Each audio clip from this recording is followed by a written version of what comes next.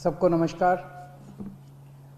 पिछले महीने जब दिल्ली में बहुत तेज़ी से कोरोना के केसेस बढ़ने लगे और हम सब देख रहे हैं कि ये वाली कोरोना की वेव कितनी ख़तरनाक है, बहुत ज़्यादा संख्या में इसमें लोग सीरियस हो रहे हैं, अस्पतालों की ज़रूरत पड़ रही है, आईसीयू की ज़रूरत पड़ रही है, काफ़ी ज़्यादा लोगों की मौत भी हो रही है। तो 20 अप्रैल को मजबूरी में हमें दिल्ली में लॉकडाउन लगाना पड़ा था। केसेस लगातार बढ़ते जा रहे थे। लॉकडाउन लगाने की वजह से और भी अन्य कई कारणों की वजह से 26 अप्रैल को आके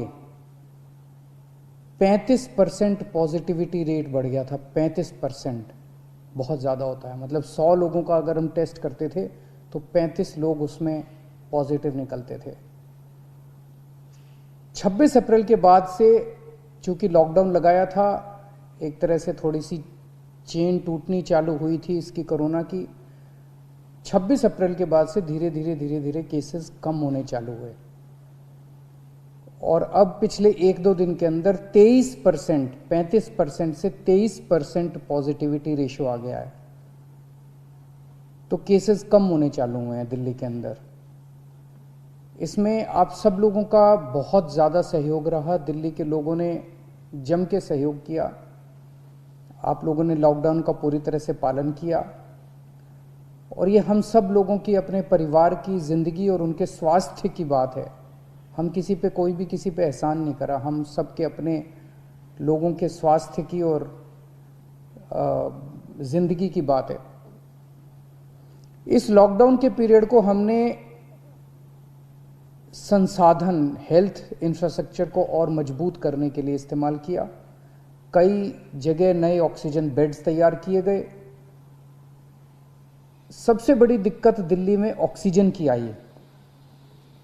नॉर्मल टाइम में जितनी ऑक्सीजन चाहिए होती है अस्पतालों में, उससे कई गुना ऑक्सीजन की ज़रूरत पड़ने लगी, क्योंकि अब जितने भी मरीज आते थे कोरोना में उन सबको ऑक्सीजन की ज़रूरत थी। तो कई गुना ऑक्सीजन की ज़रूरत अचानक पड़ने लगी। पिछले कुछ दिनों में केंद्र सरकार के साथ मिलके और हाई कोर्ट और सुप्रीम कोर्ट के आदेशों से, केंद्र सरकार के सहयोग से अब ऑक्सीजन की स्थिति दिल्ली के अंदर काफ़ी सुधरी है पिछले कुछ दिनों में। अब इस तरह की बातें सुनने को नहीं मिलती कि इस अस्पताल में 2 घंटे की ऑक्सीजन रह गई, उस अस्पताल में आधे घंटे की ऑक्सीजन रह गई, यहाँ पे किसी की ऑक्सीजन से मौत हो सकती है। अब इस तरह की बातें सुनने को नहीं मिल रही है। तो इस लॉकडाउन के पीरियड को हमने अपने सिस्टम को भी सुधारने में काफ़ी प्रयास किए। पिछले कुछ दिनों से वैक्सीन को भी बड़ी तेज़ी के साथ वैक्सीनेशन का कार्यक्रम शुरू किया गया है। आप में से जितने लोगों ने वैक्सीन लगवाया उन्होंने देखा होगा कि दिल्ली सरकार ने जो स्कूलों में इंतजाम किए हैं वो कितने शानदार इंतजाम किए हैं। सब लोग इसकी तारीफ़ कर रहे हैं, सब लोगों को अच्छा लग रहा है। हमारे युवा बढ़ चढ़ के वैक्सीन लगवा रहे हैं। यहाँ तक कि दिल्ली के आसपास के इलाकों से भी लोग दिल्ली में आके वैक्सीन लगवा रहे हैं। वैक्सीन के स्टॉक की कमी है, इसमें हमने केंद्र सरकार से सहयोग मांगा है। मुझे पूरी उम्मीद है जैसे केंद्र सरकार अन्य बातों पे भी सहयोग करती रही है, इसमें भी हमारा पूरा सहयोग करेगी। पिछले कुछ दिनों में सब लोगों से मेरी बात हुई है, व्यापारियों से, महिलाओं से, युवाओं से, अलग अलग किस्म के लोगों से बात हुई है और सबका ये मानना है कि कोरोना के केस कम तो हुए हैं लेकिन अभी भी बहुत हैं। 23% अभी भी संक्रमण दर है। अभी ढिलाई नहीं दी जा सकती, अभी समय नहीं आया है ढिलाई देने का। तो सबका ये मानना है कि अभी लॉकडाउन को और एक्सटेंड करने की ज़रूरत है।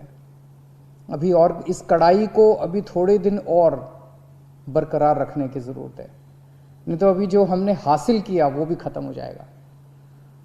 और जैसा मैंने कहा कि ये इतना मुश्किल दौर है, ये वाली वेव इतनी ख़तरनाक है, इतने लोगों की मौत हो रही है, तो जान है तो जहान है। अगर ज़िंदगी बचेगी तो बाद में और बहुत कुछ कर लेंगे ज़िंदगी में। सबसे पहले इस टाइम ज़िंदगी बचाना है।